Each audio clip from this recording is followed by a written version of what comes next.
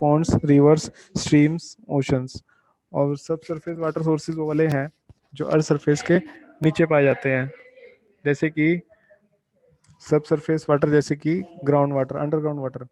तो इसमें कौन कौन से आते हैं हमारे पास? Springs, infiltration galleries, infiltration galleries, springs, ठीक है।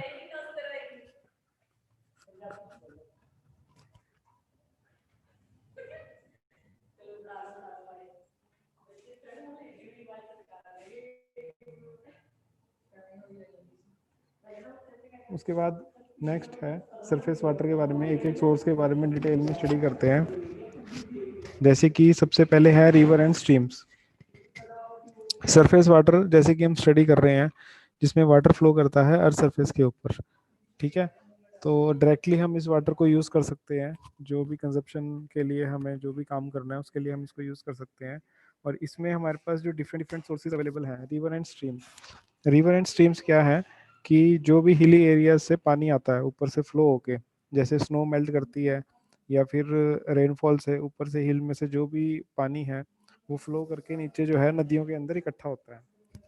तो उनसे जो है नदियाँ बनती हैं, और रेनी सीजन्स में इनकी कैपेसिटी बढ़ जाती है, क्योंकि ऊपर से जो पानी आ रहा है फ्लो होके रेन के थ्रू, उसकी क्वांटिटी भी बढ़ जाती है।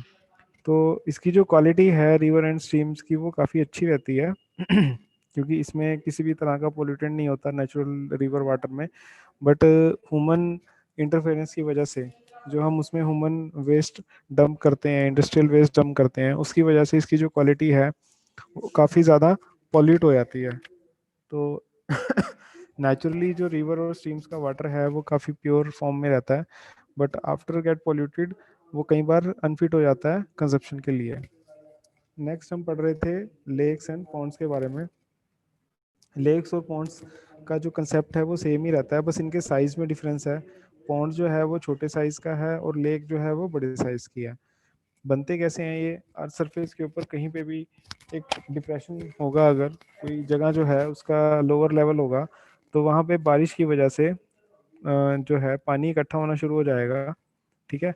जैसे कि गांव में आप देखेंगे वहाँ पे भी एक छोटे छोटे पॉन्ड बने होते हैं, और वो जो डिप्रेशन है पानी इकट्ठा होता जाएगा, और उस पानी को फिर हम किसी भी कंजप्शन के लिए यूज़ कर सकते हैं। जैसे कि गांव में जानवर वगैरह हैं वो पानी को पीते हैं उसको, या नहाते हैं वहाँ पे, या फिर वॉशिंग के लिए वो पानी यूज़ हो जाता है। तो अलग अलग पर्पसेस के लिए हम उसको यूज़ कर सकते हैं। और लेक जो है वो भी एक अर्थ सरफेस पे कहीं पे डिप्रेस्ड एरिया है, वहाँ पे पानी इकट्ठा हुआ है और लार्ज स्केल में है, मतलब कि कोई बड़े पैमाने पे कहीं पे अगर पानी इकट्ठा हुआ है तो वो एक लेक की फॉर्म में अवेलेबल होगा। नेक्स्ट है रिजर्वायर, इसके बारे में पढ़ रहे थे।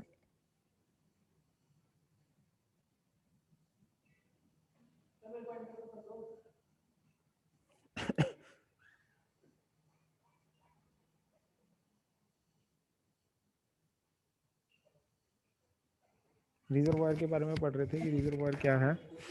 स्क्रीन आ रही है सभी बच्चों के पास? हाँ जी, स्क्रीन दिखाई दे रही है सभी के पास? Yes sir. ठीक है। तो रिजर्वायर क्या है, जैसे कि ये आपको नीचे फोटो में दिखाई दे रहा है, एक डैम है कहीं पे भी, और डैम के साथ एक रिजर्वायर बना हुआ है जिसमें कि पानी जो है बैरियर की हेल्प से वहाँ पे स्टोर किया गया है। जैसे कि आप देखेंगे यहाँ पे एक बैरियर है लगा हुआ, ये बैरियर क्या करता है, किसी भी रिवर के ऊपर डैम बनी हुई है तो वहाँ पे उस पानी को ये रोक के रखता है, ठीक है। डैम, बैरेज, वियर इसको बोलते हैं। फ्लोइंग रिवर है कोई, उसके ऊपर पानी को रोकता है और उसको कंट्रोल्ड मैनर में पानी को फिर आगे कहीं पे भी अगर इसको डिस्चार्ज करना है पानी को, तो कंट्रोल्ड मैनर में उसको आगे डिस्चार्ज करता है, ठीक है। तो इसके भी काफ़ी सारे हमारे पास पर्पसेस होते हैं। जैसे इस वाटर को जो है आप फिशिंग के लिए यूज़ कर सकते हो, वहाँ पे इरिगेशन पर्पसेस के लिए यूज़ कर सकते हो। कैनल्स हैं वहाँ पे, छोटी छोटी कैनल्स हैं, जो कैनल्स के लिए आप इसको यूज़ कर सकते हो। कैनल्स का क्या फ़ायदा मिलता है कि जिस एरिया में पानी की सप्लाई नहीं हो रही है वहाँ पे आप कैनल्स के थ्रू, एक मिनट, हाँ जी सर, आवाज़ आ रही है। तो कैनल्स की हेल्प से जिस एरिया में पानी की सप्लाई नहीं जा रही है वहाँ पे आप उस पानी को पहुँचा सकते हो। तो कनेक्टिविटी के लिए काफ़ी यूज़ होती है, ये इरिगेशन पर्पसेस के लिए यूज़ होती है, ठीक है। और इलेक्ट्रिसिटी प्रोडक्शन तो इसका मेन फंक्शन है ही है। डैम जहाँ पे भी है वहाँ पे इलेक्ट्रिसिटी प्रोडक्शन के लिए आप इसको काफ़ी यूज़ कर सकते हो, ठीक है। तो डैम और रिजर्वायर्स के भी हमारे पास काफ़ी सारे बेनिफिट्स रहते हैं, और जो क्वालिटी ऑफ वाटर है काफ़ी अच्छा रहता है इसमें, ठीक है। नेक्स्ट है, ये भी हमारा सरफेस वाटर रिसोर्स ही है।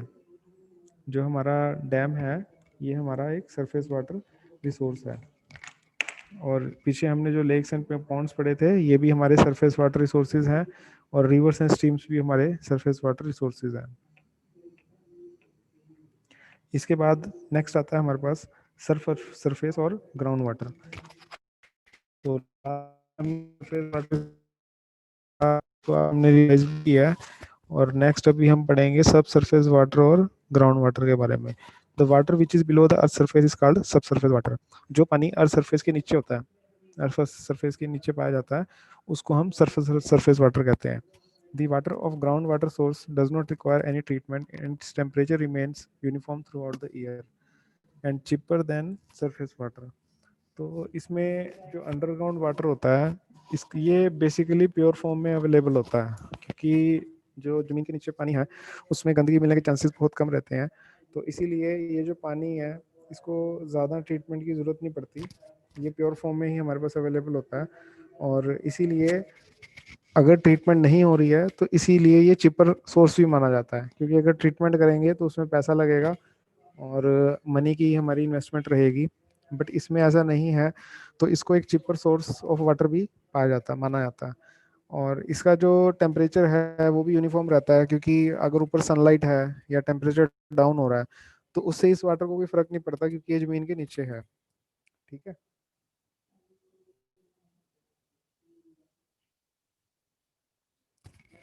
नेक्स्ट है इसमें स्प्रिंग्स।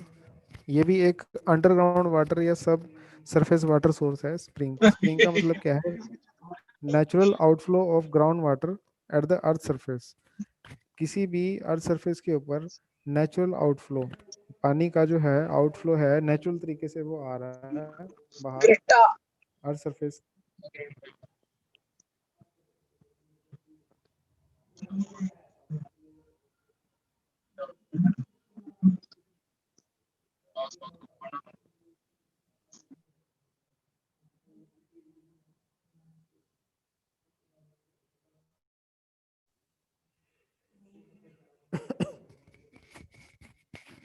नेचुरल आउटफ्लो हो रहा है पानी का अर्थ सरफेस से, ठीक है।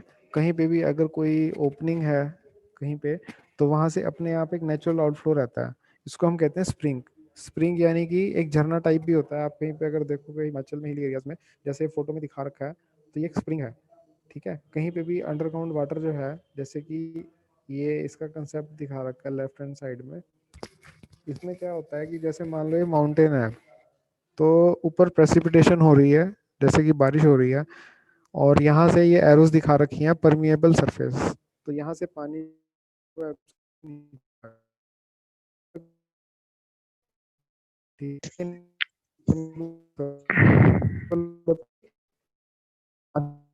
है, इस पर पानी का हो, तो नहीं आया, और ग्राउंड वाटर जो है यहाँ था वो, और ये जो एरो आपको दिखाई दे रही है, दो एरोस, यहाँ से जो है पानी बाहर की तरफ निकला। तो ये जो आप माउंटेन में से देख रहे हो इसका एग्जाम्पल कि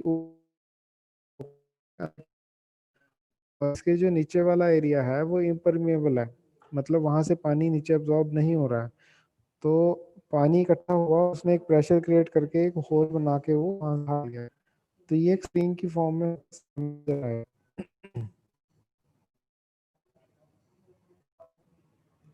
ठीक है। नेक्स्ट है इनफिल्ट्रेशन गैलरीज।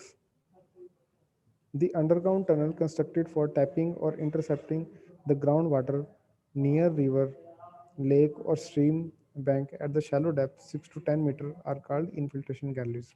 Infiltration galleries का क्या मतलब है कि मान लो ये कोई ऊपर सी वाटर है या फिर रिवर है, इसके नीचे हमने एक टैंक टाइप स्ट्रक्चर बना दिया, जैसे कि नीचे आपको दिखाई दे रहा है इंजीनियर्ड कोस्ट सैंड, यहाँ पे, यहाँ से क्या हुआ, पानी एब्जॉर्ब हो गया और नीचे इनफिल्ट्रेशन पाइप्स, यहाँ से फिल्टर होके पानी जो है इस पाइप के थ्रू यहाँ तक आ गया।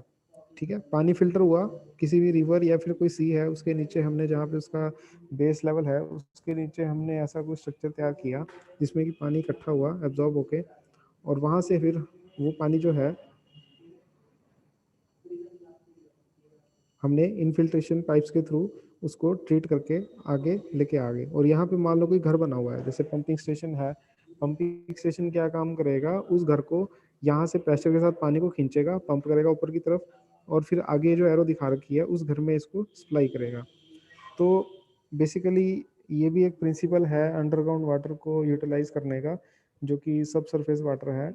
इसमें मेन प्रिंसिपल यही फॉलो हो रहा है कि जो पानी है ऊपर से वो एब्जॉर्ब होकर नीचे आ रहा है, और उस पानी को हम प्रेशर के थ्रू पंप की हेल्प से आगे फर्दर कहीं पे भी हाउस होल्ड सप्लाई के लिए उसको यूटिलाइज कर रहे हैं। तो ये आपका जो कंसेप्ट है ये आता है आपका इनफिल्ट्रेशन गैलरीज में। इनमें डिफरेंसेस ध्यान में रखना, क्योंकि कई बार कंफ्यूजन हो जाती है इन सब चीज़ों में। जैसे स्प्रिंग्स हैं, स्प्रिंग्स कैसे होते हैं, स्प्रिंग्स का अभी हमने पढ़ा कि नीचे कोई जो है इम्परविएबल सरफेस है उसके ऊपर पानी इकट्ठा होता रहेगा, और ऊपर से जो पानी है वो एब्जॉर्ब होकर उसमें इकट्ठा होगा और प्रेशर के साथ किसी ओपनिंग से बाहर निकल जाएगा। झरने भी होते हैं, जैसे झरने छोटे छोटे बने होते हैं।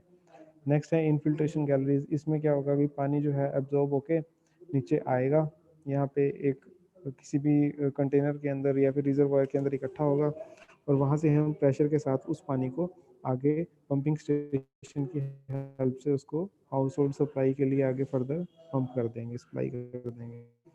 स्टेप वेल्स, ये भी एक तरह का आपका सरफेस रिसोर्स है। इसमें आप देखेंगे ये राइट हैंड साइड में कुआं दिखा रखा है, और लेफ्ट हैंड साइड में इसका सेक्शन दिखा रखा है इंजीनियरिंग पॉइंट ऑफ व्यू से कि ये कैसे बनते हैं। तो वेल है, जैसे ऊपर आपका एक सरफेस है, सरफेस के नीचे क्या है, पोरस रॉक या soil not saturated with ground water. तो जहाँ तक ये पोरस रॉक आपको नज़र आ रही है, यहाँ तक कोई भी पानी हमारे पास अवेलेबल नहीं है। पानी हमें एक नीचे डेप्थ पे जाके ही अवेलेबल होगा।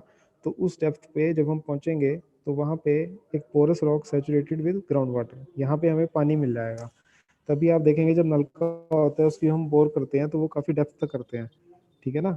अगर आपने गांव में भी देखा होगा नलका लगा होगा कहीं पे लगते हुए, या शहर में भी लगता है, तो हम काफ़ी डेप्थ तक उसकी बोर करवाते हैं।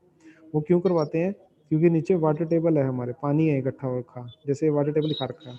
तो वाटर टेबल तक जब वो जाएगा जो बोरहोल है, तो वहां से हम उसको हैंड पंप के थ्रू पंप करके उसको ऊपर की तरफ उसको हम खींच सकते हैं। तो आपको क्वेश्चन कैसा आ सकता है कि कोई आपसे पूछेगा कि वेल है या फिर जो आपका हैंड पंप है वो किस टाइप का आपका रिसोर्स है, तो आप उसको कहोगे सब सरफेस टाइप। अब जैसे इसमें इसकी अगर हम डेफिनेशन देखें वेल की, a vertical hole dug out और drilled into the ground to get the sub surface water. Sub surface water utilize करने के लिए कोई भी हमने एक वर्टिकल होल ड्रिल कर लिया, हमने खुदाई कर ली वाटर टेबल में, वाटर लेवल तक, जहाँ से कि हम पानी जो है बाहर की तरफ हम प्रेशर के साथ निकाल सकते हैं।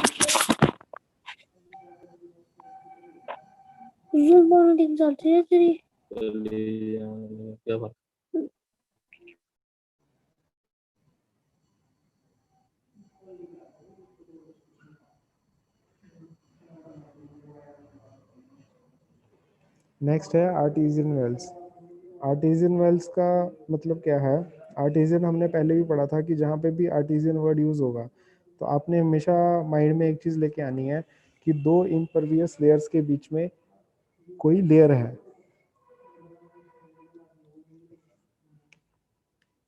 मतलब कि उसके दोनों साइड में कोई भी इम्परवियस लेयर है और उसके बीच में जो खाली जगह है वहाँ पे पानी स्टोर हो रहा है। तो आर्टिजियन वेल का कंसेप्ट भी यही है, वर्टिकल होल डग आउट और drilled in the middle of aquifer enclosed between two impervious strata water। जैसे कि आप यहाँ पे देखेंगे, ये पिक्चर दिखा रखी है राइट हैंड साइड में। ये फोटोग्राफ्स आपको बुक पीपीटी में आपको सिर्फ दिखाई दे रही हैं। इसमें हमने जो पिक्चर्स हैं वो डाउनलोड के इसमें देखेंगे। आप पे जो ऊपर ये ग्रे कलर का दिख रहा है, ठीक है, ये है impervious strata, ऐसे ही ग्रेन दिखी है। और उसमें जो आपको स्काई ब्लू कलर का है ये आपका परवियस स्ट्राटा। तो दो इम्परवियस लेयर्स के बीच में जो जगह है वहां पे आपका पानी इकट्ठा हो गया, तो उस पानी को फिर आप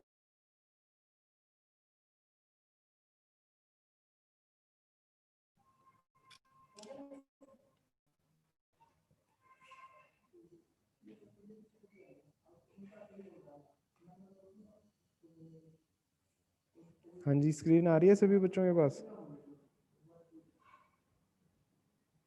Yes, sir. हाँ, तो नेटवर्क प्रॉब्लम की वजह से कनेक्शन टूट गया था बीच में। तो अब देखो कि ये जो दो इम्परवियस लेयर्स हैं इनके बीच का जो स्पेस है यहाँ पे पानी इकट्ठा हुआ, ठीक है। ये जो स्काई ब्लू कलर का आपको दिखाई दे रहा है,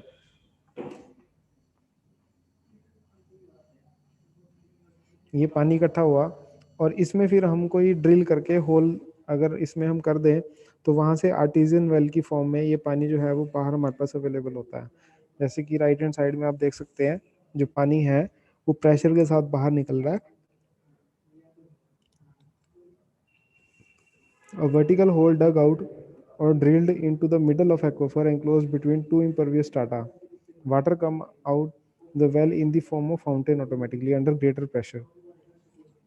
तो पानी जो है अंदर स्टोर होता जा रहा है, तो उसकी वजह से वो एक प्रेशर की फॉर्म में अंदर स्टोर्ड है।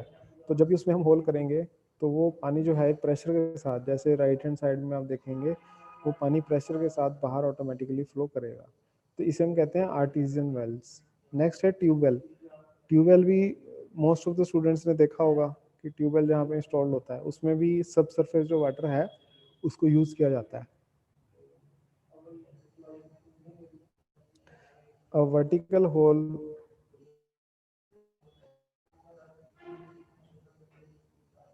A vertical hole dug out or drilled into the ground to get the subsurface water is known as well. कोई भी vertical hole अगर ड्रिल की जाए ग्राउंड के अंदर सब सरफेस वाटर लेने के लिए तो उसे हम कहते हैं well. And when a tube और pipe fitted at the bottom with a filter sink into the ground to tap underground water is called tube well. तो वेल और ट्यूबवेल में क्या फर्क है? वेल और ट्यूबवेल में ये फर्क है कि जब हमने कुआं खोदा तो हमने एक सिलेंड्रिकल नीचे ओपनिंग रख ली, कुएं के अंदर नीचे से पानी इकट्ठा होता रहा और उसमें से हमने बाल्टी की हेल्प से बाहर निकाला। लेकिन ट्यूबवेल में हम क्या करते हैं, इसमें भी हम एक वेल की तरह ही नीचे तक हम उसको खोदते हैं, लेकिन जहाँ पे उसकी ओपनिंग है जहाँ पे पानी जो है वो आपका कुएं के अंदर स्टोर होना है, वहां पे हम ये देखो एक पाइप लगा दी इन्होंने। अगर आप डायग्राम में देखेंगे यहाँ पे कुआं बना हुआ है, ठीक है। कुएं के नीचे जहाँ से पानी कुएं में भरना था वहां से हमने एक पाइप लगा दी और प्रेशर के साथ मोटर चला के यहाँ से हम इसको पानी को बाहर निकाल रहे हैं। तो ये है ट्यूबवेल का स्ट्रक्चर।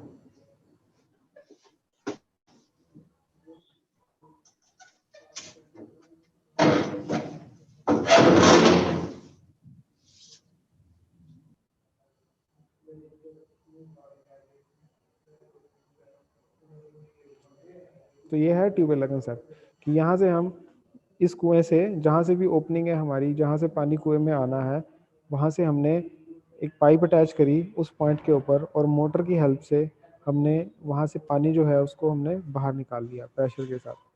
तो इसे कहते हैं ट्यूबवेल। वेल और ट्यूबवेल में सबको डिफरेंस को समझ आया क्या है? वेल में और ट्यूबवेल में क्या डिफरेंस है? आ गया सर, आ गया। हाँ, वेल में क्या था कि सिंपल हमने ओपनिंग रखी नीचे, उसमें से ओपनिंग में से एक पानी उसमें भरता जा रहा है और हम बाल्टी के साथ उसको बाहर निकाल रहे हैं। लेकिन ट्यूबवेल में हम क्या कर रहे हैं कि जहाँ पे उसकी ओपनिंग है नीचे वहाँ पे हमने पाइप अटैच करी और मोटर अटैच करी और उस मोटर के साथ हम प्रेशर के साथ उस पानी को हम बाहर निकाल रहे हैं। बस इसमें दोनों में ये डिफरेंस है। नेक्स्ट हमारे पास जो टॉपिक आता है that is rain water harvesting. It is a technology used for collecting and storing rain water the land surface or rock catchment using a simple techniques such as jars, pots, as well as complex techniques such as underground check dams.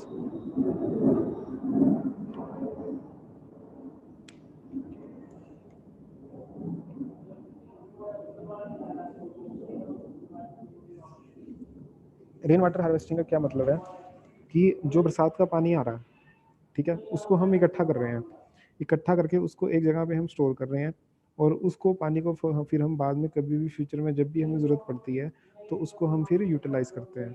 जैसे कि आप ये मकान देखेंगे, हट देखेंगे, इसमें इन्होंने क्या किया हुआ है कि ऊपर जो ये हट बनी हुई है यहाँ पे कलेक्टिंग एरिया लिखा हुआ है ऊपर हट के। तो कलेक्टिंग एरिया से क्या हो रहा है, जहाँ पे इसकी ये ऊपर हट बनी हुई है यहाँ पे साइड में एक गटर लिखा हुआ है, GUTTER, गटर। कलेक्टिंग एरिया पे पानी गिरा बारिश का, यहाँ पे गटर जो है ये पाइप्स हैं, इनमें फ्लो होके नीचे आया और यहाँ से आके ये पाइप्स जो आपको नजर आ रही हैं इस टैंक में स्टोर हो गया, जहाँ पे स्टोरेज टैंक लिखा हुआ है। स्टोरेज टैंक से साइड में टैप लगी हुई है, इस टैप से आप इस पानी को यूज़ कर सकते हो फ्यूचर में। और दूसरा सोर्स क्या है, ये कलेक्टिंग एरिया जहाँ पे दिखाई दे रहा है आपको छत के ऊपर, यहाँ पे पानी स्टोर हुआ, यहाँ से ये कॉन्ड्यूट जो बनी हुई है, कॉन्ड्यूट आप दिखाई दे रही है, यहाँ पाइप है ये, यहाँ से आया और यहाँ पे हमने नीचे किसी टैंक के अंदर इसको स्टोर कर लिया। इस पानी को भी आप फ्यूचर में कभी भी यूज़ कर सकते हो। और दूसरा क्या है कि इस पानी को जैसे रिचार्ज फैसिलिटी, मतलब कि रिचार्ज फैसिलिटी का क्या मतलब है, एक और आपने नीचे होल्ड कर लिया जहाँ पे कि आप इस पानी को नीचे स्टोर कर रहे हो, फ्लो कर रहे हो। तो रिचार्ज फैसिलिटी का मतलब क्या है कि यहाँ से आप निकाल के पानी कभी भी ऊपर लेके आ सकते हो टैंक के अंदर, टैंक से फिर आप इसको मकान में किसी भी पर्पज के लिए यूज कर सकते हो। लिए मोस्ट ऑफ द केसेस जहाँ पे कि पानी की स्कार्सिटी रहती है, जहाँ पे कि नेचुरल सोर्सेज अवेलेबल नहीं होते पानी के, तो वहाँ पे आप रेन वाटर जैसे डेजर्ट एरियाज हैं वाटर हार्वेस्टिंग। तो अगर इसकी आपने डेफिनेशन लिखनी है तो डेफिनेशन दी हुई है कि it is technology use for collecting and storing rain water from the roof tops. Roof top से आप रेन वाटर जो है उसको कलेक्ट करते हो और स्टोर करते हो, और फिर इसको आप बाद में कहीं पे भी आप इसको यूटिलाइज कर सकते हो।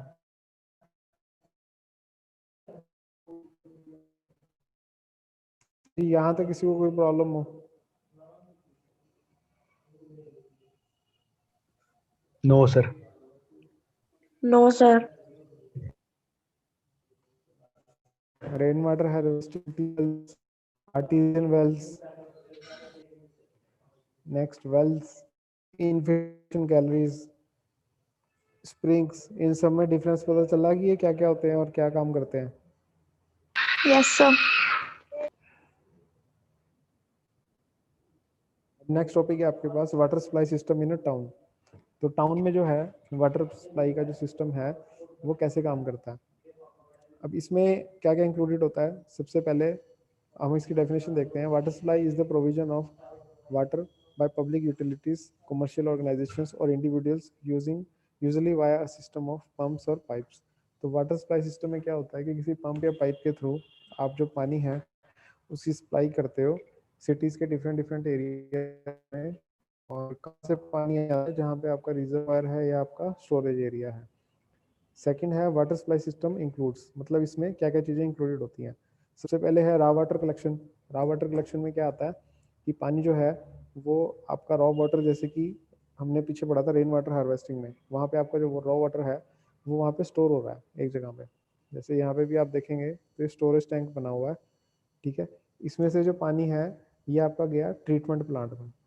ट्रीटमेंट प्लांट में आप क्या करेंगे, इस पानी को जो हार्मफुल बैक्टीरिया या वायरसेस हैं उनके लिए इसको ट्रीट करेंगे, प्योरीफाई करेंगे, ठीक है। रेन वाटर कलेक्शन, सबसे पहले पानी इकट्ठा हुआ, उस पानी को हमने प्योरीफाई किया, ट्रीट किया, then transferring the treated water using pipeline. फिर उसके बाद उस वाटर को आप पाइपलाइन के थ्रू ट्रांसफ़र करोगे किसी रिजर्वायर में, और वहाँ से फिर पंपिंग स्टेशन की हेल्प से उस वाटर को डिस्ट्रीब्यूट किया जाएगा आगे सिटी में कंज्यूमर्स तक, उसको हम आगे पहुँचाएंगे। तो बेसिक इसमें जो फंडा है वो क्या यूज़ हो रहा है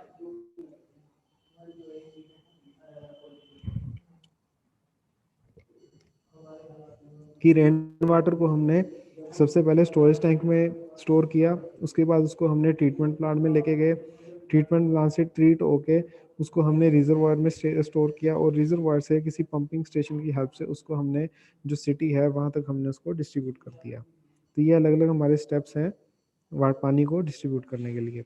अब उसके बाद हमारे पास जो नेक्स्ट आता है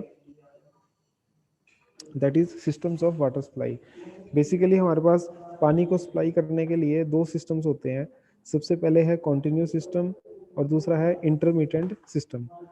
अब आपके घर में जो पानी आता है वो एक टाइमिंग के साथ आता है, जैसे कि सुबह 7 से लेके 9 बजे तक या 6 से लेके 8 बजे तक एक पर्टिकुलर टाइमिंग है ना। ऐसा तो नहीं है कि 24 घंटे ही डायरेक्ट पानी आ रहा है आपके पास, ठीक है।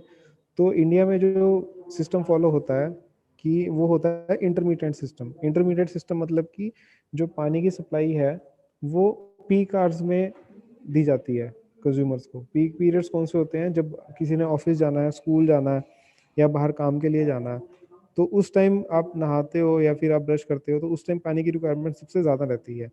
तो उस पीक पीरियड्स में आपको जो पानी है उसकी सप्लाई दी जाती है, और बाकी जो टाइम पीरियड है उसमें पानी की सप्लाई जो है आपको नहीं दी जाती, क्योंकि इंडिया में जो लोग हैं वो बहुत लापरवाह हैं। अगर टूटी खुली छोड़ दी, गाँव में भी आप देखोगे तो चल रही है पूरा दिन, पानी वेस्ट हो रहा है। तो इसीलिए यहाँ पे जो कॉन्टिन्यूस सप्लाई है, कॉन्टिन्यूस सिस्टम है, वो फॉलो नहीं किया जाता। कॉन्टिन्यूस सिस्टम का मतलब क्या है, water supplied continuously for 24 hours, 24 घंटे पानी आ रहा है। This is a system, this is a good system, but this में also result in wastage of water. तो ये सिस्टम अच्छा है, 24 घंटे पानी आएगा, लेकिन इसका ड्रॉबैक क्या है कि इसमें वेस्टेज ऑफ वाटर बहुत ज़्यादा रहती है। मतलब कि पानी आया, किसी ने टूटी खुली छोड़ दी, तो वो चलता रहेगा और पानी जो है वो वेस्ट होता रहेगा। तो इसमें लीकेज कहीं पे है, अगर इंटेंशनली किसी ने पानी खुला नहीं छोड़ा लेकिन कहीं पे लीकेज हो रही है, तो वहाँ से भी जो पानी है वो लीक होता रहेगा। नेक्स्ट है इंटरमीडिएट सिस्टम। इंटरमीडिएट सिस्टम जो इंडिया में फॉलो किया जा रहा है, जो अभी हमने पढ़ा है कि जो पीक आवर्स हैं, पीक टाइम है, उसी में ही पानी जो है वो सप्लाई किया जाएगा, और बाकी जो टाइम है उसमें पानी की सप्लाई नहीं दी जाएगी, ठीक है। यहाँ तक किसी को कोई डाउट हो तो पूछो। No, sir.